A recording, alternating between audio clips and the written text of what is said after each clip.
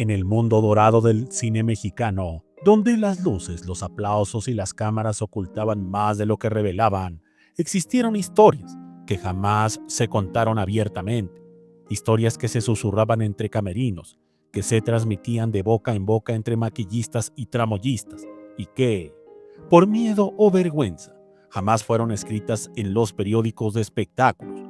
Una de esas historias tiene como protagonista a dos nombres ligados por la sangre, el talento y un secreto que durante años se intentó borrar en los archivos de la memoria fílmica nacional.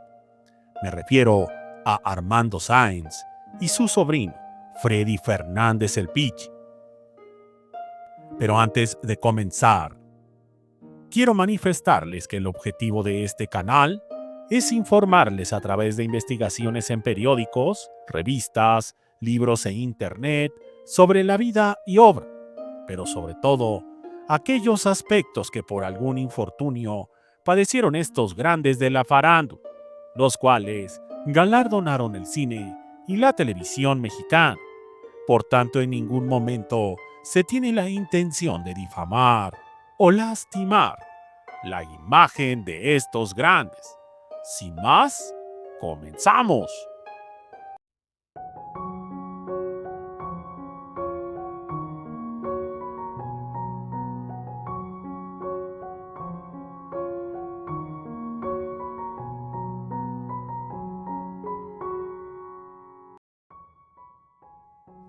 Para entender la magnitud de este escándalo, hay que retroceder a los años 70, una época convulsionada por los cambios sociales, pero todavía dominada por la hipocresía de una moral férrea.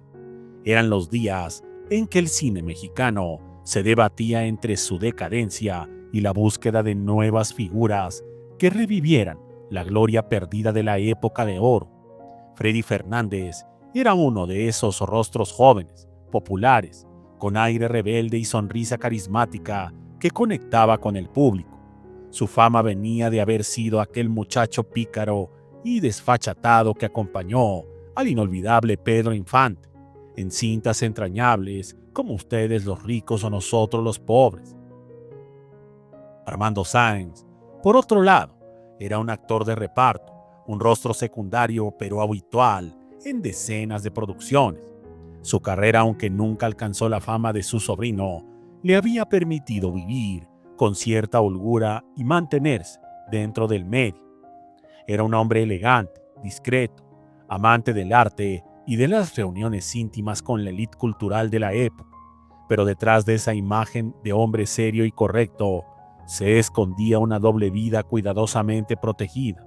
Una vida que, de ser descubierta, podía significar su ruina total. Todo comenzó una noche de 1964, en una lujosa residencia de la colonia Roma, donde un grupo de artistas, bailarines y músicos, pero sobre todo actores, celebraban una fiesta privada después del rodaje de una película. Era una de esas reuniones a puerta cerrada, donde corría el alcohol, la música sonaba con fuerza y las normas sociales se relajaban. Freddy Fernández asistió acompañado de amigos del medio, sin imaginar que esa noche presenciaría algo que cambiaría para siempre la relación con su propio tío. Según relataría años más tarde algunas fuentes cercanas, Freddy entró al jardín trasero de la casa buscando a un amigo, y fue entonces cuando, al pasar junto a una puerta entreabierta, escuchó risas ahogadas y murmullos. Al asomarse, quedó paralizado al ver a su tío Armando Sáenz en brazos de un joven bailarín, un hombre de unos 20 años de edad, de cabello engominado y cuerpo atlético, que trabajaba en un cabaret de moda en el centro de la Ciudad de México. La escena fue un golpe brutal para Freddy, criado en una sociedad donde aquel tipo de relaciones eran vistas como una verdadera turbulencia, un pecado imperdonable. El impacto fue tan grande que Freddy abandonó la fiesta sin decir palabra. Pasó días sin hablar con nadie, confundido, furioso, sintiendo que la admiración y el respeto que había tenido por su tío se desmoronaba. Años atrás, Armando había sido para él una figura de guía, el hombre que lo había acompañado a sus primeros castings, quien lo había enseñado cómo comportarse en un set de filmación, cómo hablar con los productores, cómo moverse ante las cámaras. Ahora, aquel hombre ejemplar, Celé, aparecía como un desconocido. Una semana después, Freddy decidió enfrentarlo. Fue a su casa, una discreta residencia de la colonia del Valle, donde Armando vivía solo. Cuando abrió la puerta, su sobrino estaba desencajado, pálido y con la mirada llena de rabia contenida. Sin esperar explicaciones, Freddy lo increpó con palabras duras, llenas de desprecio y decepción.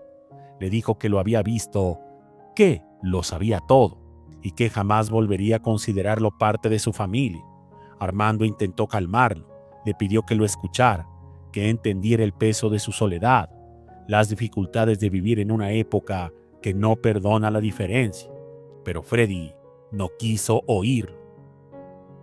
El joven actor, cegado por el escándalo y temeroso de que aquel secreto pudiese salpicar su carrera, pronunció la palabra más cruel que un sobrino podía decirle a su tío: te voy a negar como familiar.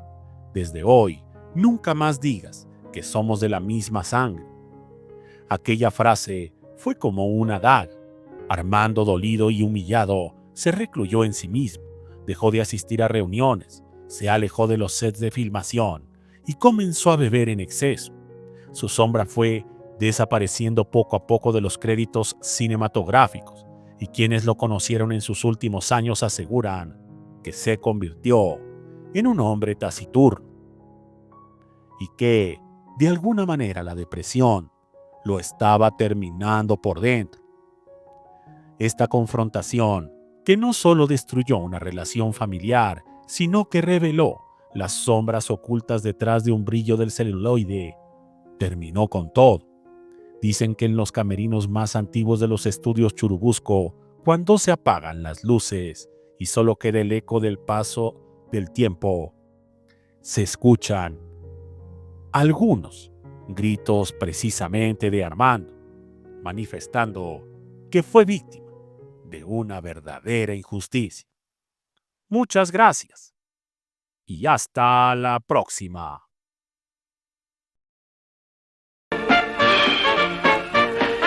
¿Sabes qué me gustaría tomar ahora? ¿Qué?